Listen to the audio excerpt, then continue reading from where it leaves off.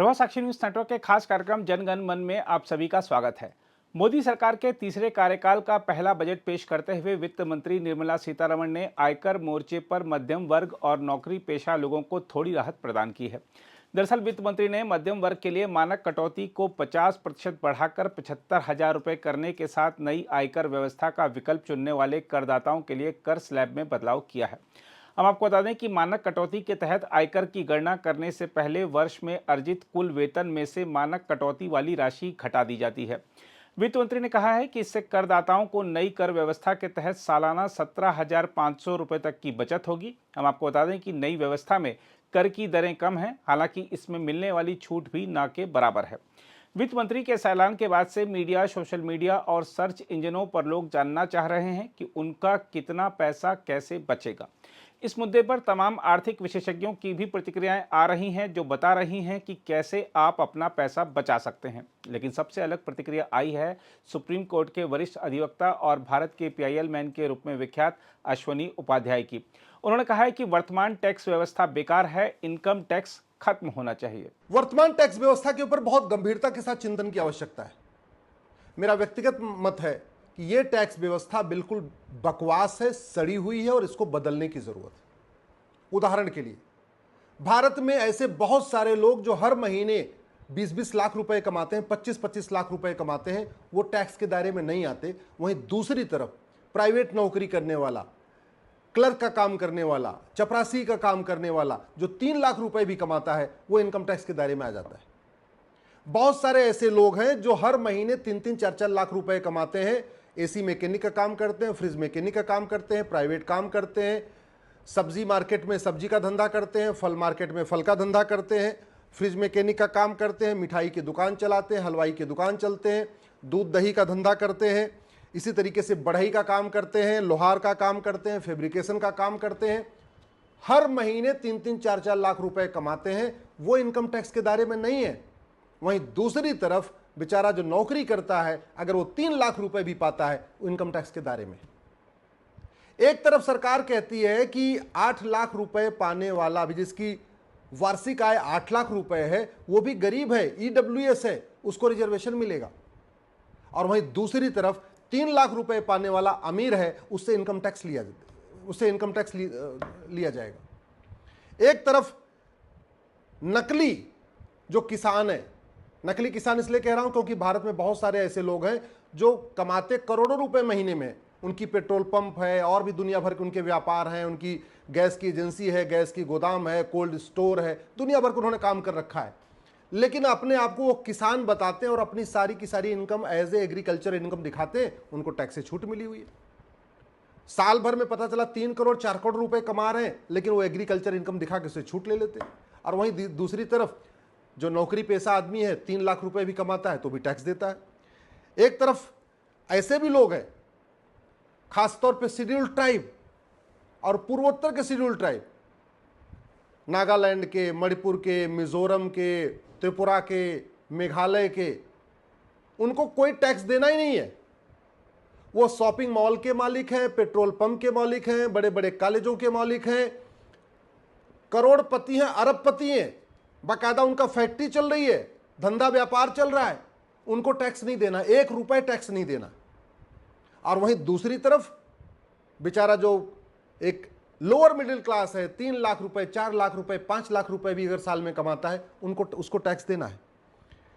तो नकली किसान भी टैक्स से बचे हुए, नकली शेड्यूल ट्राइब भी टैक्स नहीं देते हैं, नकली एनजीओ, फर्जी एनजीओ चलाने वाले भी हर महीने वो करोड़ों रुपए ले रहे हैं, बाहर से भी ले रहे हैं, अंदर से भी ले रहे हैं, खूब चंदा ले रहे हैं, देश विरोधी काम करते हैं, माओवादियों की मदद करते हैं, नक्सलियों की मदद करते हैं, अलगाववादियों की मदद करते हैं, आतंकवादियों की मदद करते हैं, उनके लिए पीआईएल फाइल करते हैं, उनको वकील भी उपलब्ध कराते हैं, सारा देश विरोधी काम करते हैं। उनको भी 1 रुपए टैक्स नहीं लगता, उनको भी टैक्स से छूट मिली हुई है। इस घटिया टैक्स सिस्टम का परिणाम है कि धीरे धीरे सारा का सारा आपका, जैसे टूर ट्रेवल का काम है, टैक्सी सर्विस का काम है, बाकी काम है, ये सब के सब ऐसे हाथ में चला गया है जो टैक्स नहीं देते, क्योंकि अगर ईमानदारी से आप काम करेंगे तो कर ही नहीं पाएंगे। एक व्यक्ति टूर ट्रेवल का काम करता है, उसके ऊपर 5% जीएसटी है। 5% जीएसटी है, और चूंकि जब वो रजिस्ट्रेशन करा लेगा, फॉर्म खोल लेगा, तो उसको ये भी दिखाना पड़ेगा उसकी इनकम कितनी है, तो उसके लिए इनकम टैक्स भी है।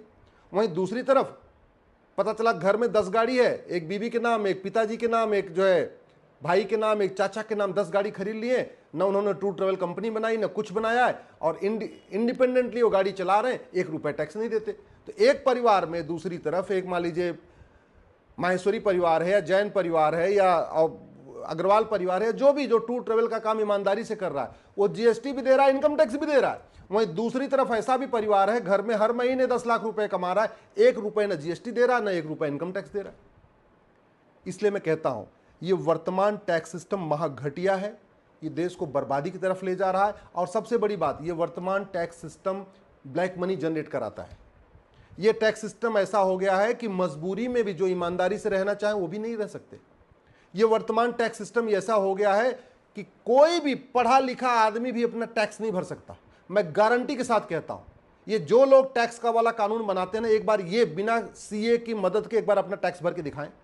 मैं गारंटी के साथ कहता हूं कि भारत का अगर एक भी सांसद, एक भी विधायक, एक भी मंत्री, एक भी मुख्यमंत्री, एक भी गवर्नर, एक भी कलेक्टर, एक भी कप्तान, एक भी कमिश्नर, एक भी चीफ सेक्रेटरी अपना टैक्स अगर बिना सीए की मदद के भर देना, तो मैं अपनी सार्वजनिक जीवन से अपना संन्यास ले लूंगा। ऐसा घटिया मकड़जाल बना रखा है कि बिना चार्टेड अकाउंटेंट के टैक्स भर ही नहीं सकते, बिना चार्टेड अकाउंटेंट के जीएसटी नहीं भर सकते। तो हो क्या रहा है, छोटा सा भी काम करना है तो पहले तो एक अकाउंटेंट रखना है, फिर उसके बाद हर साल सीए की भी मदद लेना है। तो पहले ही टैक्स दे रहे हैं, जीएसटी दे रहे हैं, इनकम टैक्स दे रहे हैं, उसके बाद हर महीने एक अकाउंटेंट का खर्चा, और साल के अंत में सीए का खर्चा। तो व्यापार आदमी करेगा कैसे? मुझे समझ में नहीं आ रहा इन टैक्सों को, ये घटिया जो मकर जाल चल रहा है, इसको खत्म करने पे चर्चा क्यों नहीं हो रही है? एक बैंकिंग ट्रांजैक्शन टैक्स लगाने पे चर्चा क्यों नहीं हो रही है? सारे इनकम टैक्स खत्म कर दीजिए आप, वैट खत्म, वैट की नहीं जरूरत है, टीडीएस की जरूरत ही नहीं है, जीएसटी की जरूरत नहीं है, ये टोल टैक्स की जरूरत नहीं है, रोड टैक्स, सारे टैक्स खत्म कर दीजिए। केवल आप एक्सपेंडिचर टैक्स लगाइए। एक्सपेंडिचर टैक्स का फायदा ये होगा कि सब टैक्स के दायरे में आएंगे, सब टैक्स देंगे। आज की डेट में जो प्राइवेट काम करते हैं, चाहे लोहार का काम करते हैं, फैब्रिकेशन का काम करते हैं, रेफ्रिजरेशन का काम करते हैं, ऑटोमोबाइल मैकेनिक का काम करते हैं, या पंचर का काम करते हैं, जो भी काम करते हैं, महीने में लाखों रुपए कमा रहे हैं, लेकिन टैक्स नहीं देते, लेकिन खर्च खूब करते हैं। बढ़िया करोड़ों की गाड़ी खरीद लेते हैं, बढ़िया फ्लैट खरीद लेते हैं, अपना दुकान खरीद लेते हैं, बढ़िया अच्छे अच्छे मोबाइल खरीदते हैं, बढ़िया बाइक सब कुछ खरीदते हैं। तो क्यों नहीं हम एक्सपेंडिचर टैक्स लगाते? कमाने पे कोई टैक्स नहीं, न इनकम टैक्स, न जीएसटी, न टोल टैक्स, न रोड टैक्स, न वैट, न टीडीएस, कोई टैक्स नहीं, केवल एक्सपेंडिचर टैक्स। और आज की डेट में बिल्कुल संभव है। संभव क्यों है? क्योंकि भारत में 225 करोड़ बैंक खाते खुल चुके हैं, गरीब से गरीब आदमी भी बैंक से जुड़ चुका है।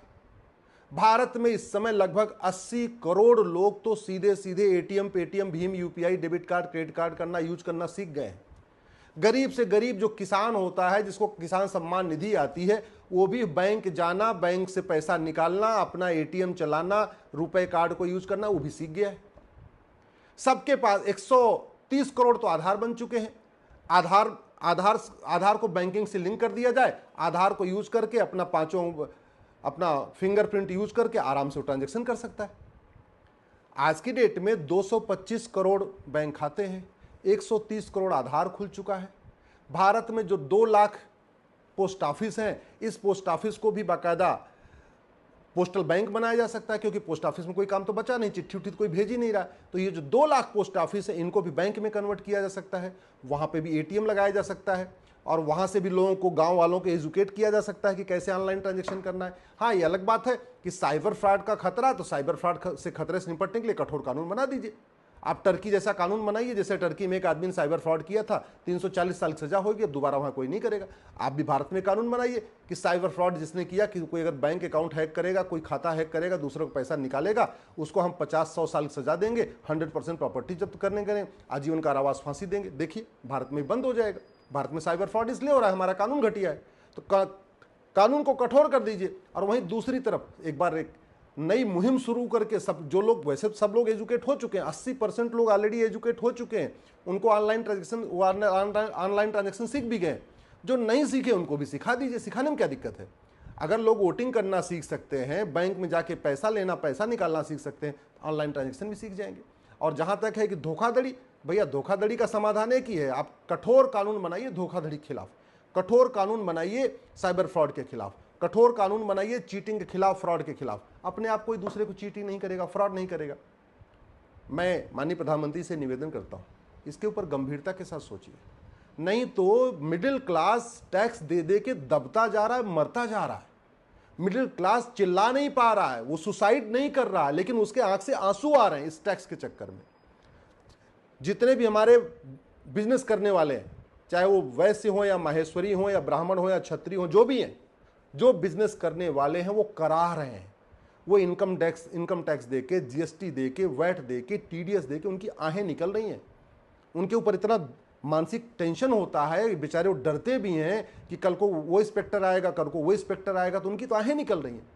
एक ही समाधान है, भारत में बैंकिंग ट्रांजैक्शन टैक्स लागू किया जाए, 100 रुपये से बड़ी नोट बंद कर दिया जाए, 5,000 रुपये से ऊपर कैश लेन देन बंद कर दिया जाए, 50,000 रुपये से महंगी संपत्ति को आधार से लिंक कर दिया जाए। जिसके पास कालाधन, बेनामी संपत्ति, आयसरिक संपत्ति मिले, उसको आजीवन कारावास, फांसी देने के लिए कानून बनाया जाए और 100% ऑनलाइन ट्रांजैक्शन को प्रमोट किया जाए। यही एक तरीका है। 1% भी अगर हमने बैंकिंग ट्रांजैक्शन टैक्स ले लिया तो सरकार की तिजोरी भर जाएगी। न इनकम टैक्स डिपार्टमेंट की जरूरत है, न जीएसटी डिपार्टमेंट की जरूरत है, न वैट डिपार्टमेंट की जरूरत है, न टोल टैक्स कुछ नहीं करना है, सबकी जिंदगी आसान हो जाएगी। इसलिए मैं माननीय प्रधानमंत्री से निवेदन करता हूं, वन नेशन वन टैक्स के बारे में गंभीरता के साथ चिंतन करें, उसको इंप्लीमेंट करें। अगर आप भी लेना चाहते हैं देश दुनिया की तमाम जानकारी तो आज ही सब्सक्राइब करें हमारे चैनल को। साथ ही नीचे दिए बेल आइकन को जरूर दबाएं ताकि हर अपडेट आप तक पहुंच सके।